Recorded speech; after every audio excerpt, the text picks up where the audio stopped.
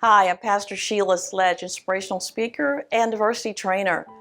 I like to talk to you about a story that showed up in Exodus. It talks about water from a rock.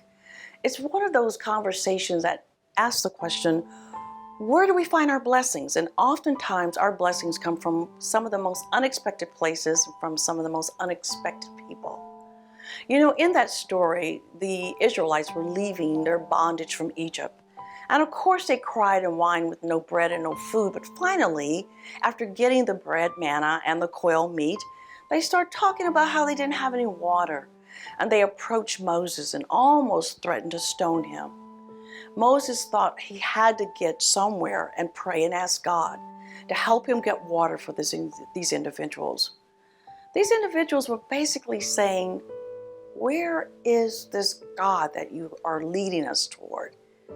Moses was told to get out and strike the rock and take his elders with him. 2 great points there: to be obedient and do what you're instructed to do. But second to that, he got a chance to take his elders with him. That means he had an audience of people who would witness what God could do. It's so interesting that the water actually broke from the rock and it quenched the thirst of more than 2 million people in a very desert, arid area. In our lives, we may be thirsty for something, and we want to be given the water that quenches our thirst.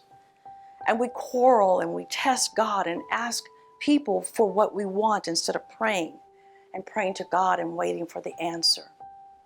One thing that's also very important is that these particular people had left everything behind and believed that they were going for a promised land.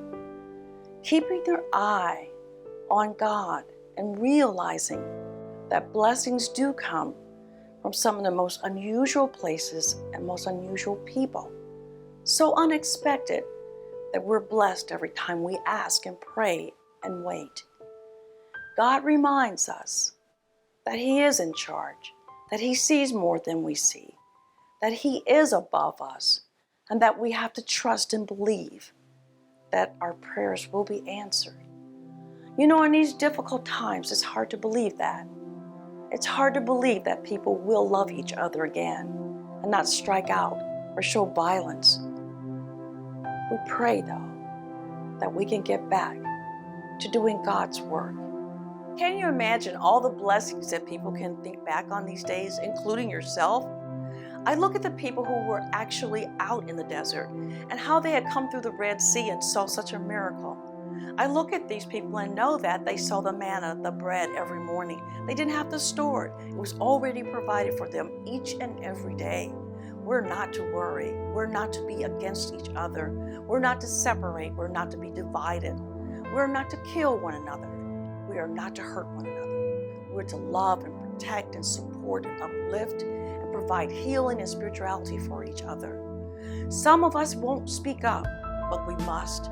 This is a time when those who are not in charge of God's world are taking over and inflicting us with lifelessness and with sin and hurt and blood and pain. That is not the Christian way, and this country was built with Christian principles.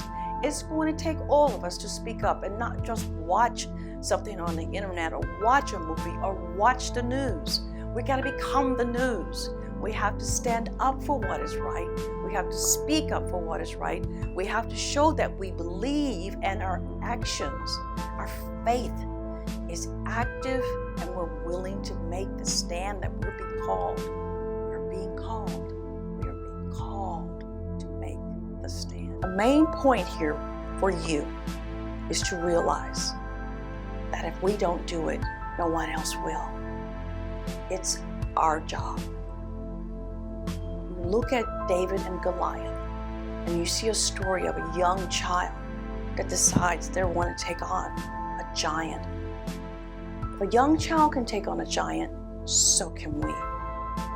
Huge difficulties will follow every day until we become desensitized, and we won't think of all the funerals and all the lost lives. We'll just think it's a matter of the course of the day. It's not. A little child decides he'll take on a giant. Why? Because he had faith. He knows his God will see him through and he will not fail. He will have victory. We too will take on this giant. We'll stop it before it gets any bigger. We'll stop it before it grows. We'll stop it before it becomes an everyday occurrence. We'll stop it before it hits your neighborhood and your child. Everybody wants to go home at night. Everybody wants to get up in the morning and go to work. Everybody wants to see a payday. Everybody wants to go on vacation. This giant, this Goliath that we're facing must be taken down, and it's going to take all of us, one huge community of people in this country, to shut it down and to stop it for once and for all.